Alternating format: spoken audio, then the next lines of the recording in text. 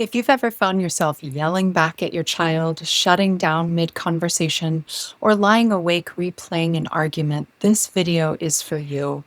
Parenting a teen or young adult with a mood disorder can be exhausting, confusing, and isolating.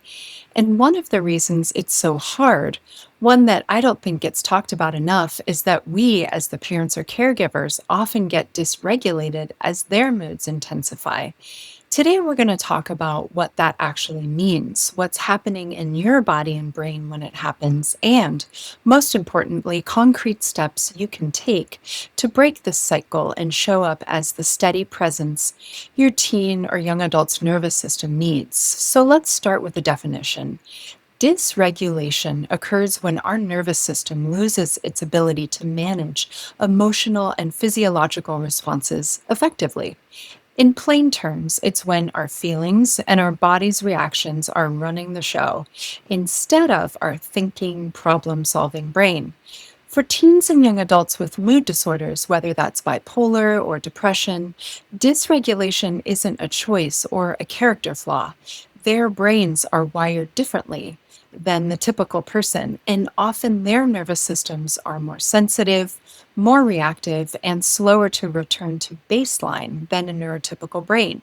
The illness is driving the behavior. And when the illness is driving, the behaviors that come with it, the screaming, the shutting down, the spiraling, the defiance, the silence, grind us down. And over time, we absorb that energy, and our own nervous system starts to respond. That's when dysregulation becomes contagious. And to understand why this happens, we need to talk about something called the window of tolerance, a concept developed by Dr. Dan Siegel. So picture a window. Inside that window is your optimal zone where you feel present, grounded, able to think clearly, you can problem solve, connect with people, and respond thoughtfully. This is where we'd like to live. And this is us being regulated. Now, picture what happens when something pushes you outside that window. Or over time, there's a buildup of stress that eventually pushes you out. You get maxed out. So, if you get pushed upward, out the top, so to speak, you move into a state of what's called hyperarousal. Your heart races. You feel anxious, angry, reactive. You can't breathe deeply. You might yell, lecture, threaten consequences, or say things you later regret. Now, if you get pushed downward, out the bottom, you move into hyperarousal. You go flat, you shut down, disengage, feel numb or hopeless. You might go silent, walk away, numb yourself with food, substances, or screens, or feel like nothing you do really matters or will ever help. And so when we're outside the window, we can't access what's called our prefrontal cortex, the part of the brain responsible for empathy, reasoning, and communication. We literally cannot think straight, problem solve, or connect effectively. And here's the critical piece for parents and caregivers. Teens and young adults with mood disorders often have a narrower window of tolerance than others. It takes less to push them out of it, and it takes longer for them to come back into it. And that's not manipulation, that's just neurobiology. So the goal for both of you is to get back inside the window. And when we're pushed outside of our window of tolerance, our survival brain takes over. And it has four responses. You've probably heard of fight, flight, and freeze, but there's a fourth one worth knowing that's a newer category, fawn.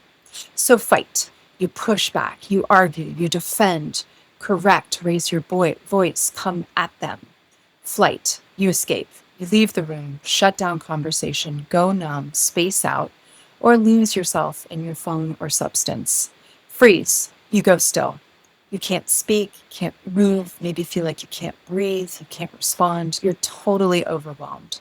Fawn.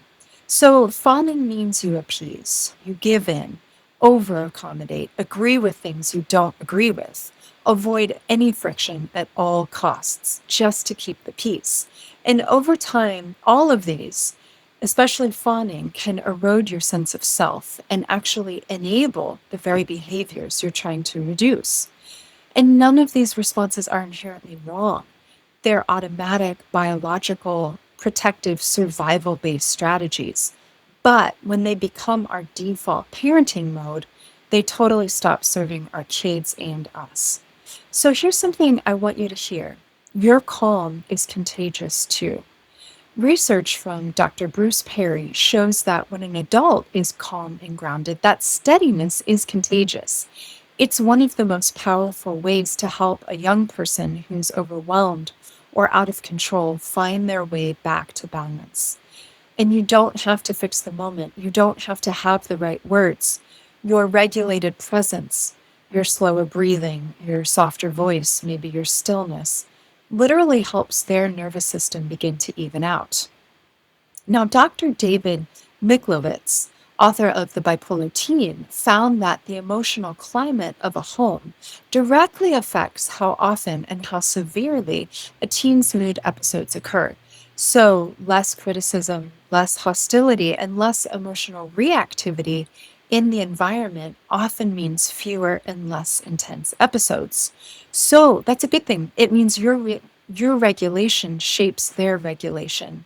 And that makes you a therapeutic force in your teen or young adult's life. So, how do we actually do this? Here are 4 action steps. Step 1, know your triggers as best you can ahead of time. So, before the next hard moment, take stock. Think about and write down which of your teen's behaviors tend to pull you off center. Where and when do they happen, and how intense do they get? So, for example, when you recognize that a screaming episode at 10 o'clock at night is more likely a sign of a mood shift than a deliberate defiance, your body stops responding like it's under attack. And that changes everything about how you show up for your child and for yourself. So, this knowledge can then help you strategize ways to predict, prevent, and plan ahead so you're not caught off guard every single time. Step 2, regulate yourself in the moment.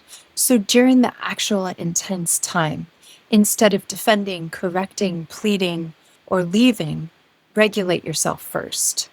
When you feel yourself being pulled outside of your window of tolerance, just stop.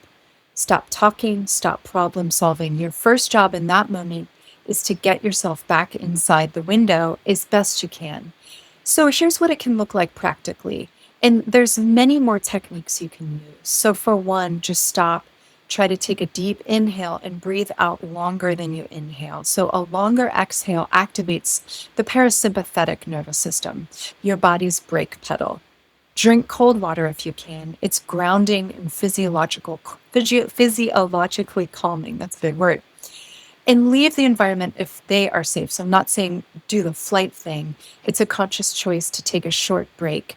And it's not abandonment. It's actually modeling self-regulation. And sometimes we need to stay at this step for a while, the stop step, until we can sense our brain coming back online. So step 3, observe before you act. So once you're as calm as you can be, observation becomes possible. And observation is data. So when you're not pulled into the intensity of the moment, you can actually see what's happening, what state your teen or young adult is in, what might have triggered it, and what they may need right now. So that clarity is what turns a reaction into a response. So even if it's just 30 seconds, look at the situation, just try to see it.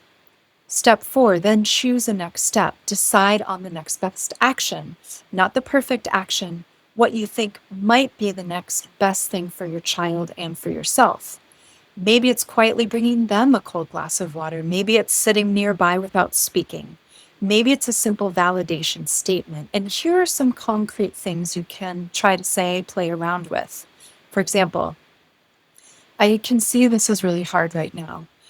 I'm not going anywhere. I'm right here. You don't have to figure this out right now. I'm not here to fight. I love you. What do you need from me right now? Space or company? So this is validation first communication, where we acknowledge the emotional experience before we attempt any problem solving or correction. So through these steps, you're learning what helps, what might escalate things, and what your teen or young adult needs in their harder moments. And you will be building your own personalized toolkit over time. So again, we don't have to be perfect at this. We're not aiming for perfection. We're aiming for practice, progress over perfection every single time. So when dysregulation is contagious, regulation can be too. The more you practice returning to calm, the more you become the steady presence your child's nervous system can borrow from and use. And over time, that steadiness becomes one of the most healing things you can offer them. Parenting a teen or a young adult with a mood disorder is hard in ways that most people around you may never fully understand. But the fact that you're here watching this, considering if you like this information or if it clicks with you, that means you're trying. And that matters more than you know. So thanks for watching. I truly hope this helped. And feel free to drop a question or comment below. I'd love to hear from you. And remember, you're not the only one going through this. Take good care.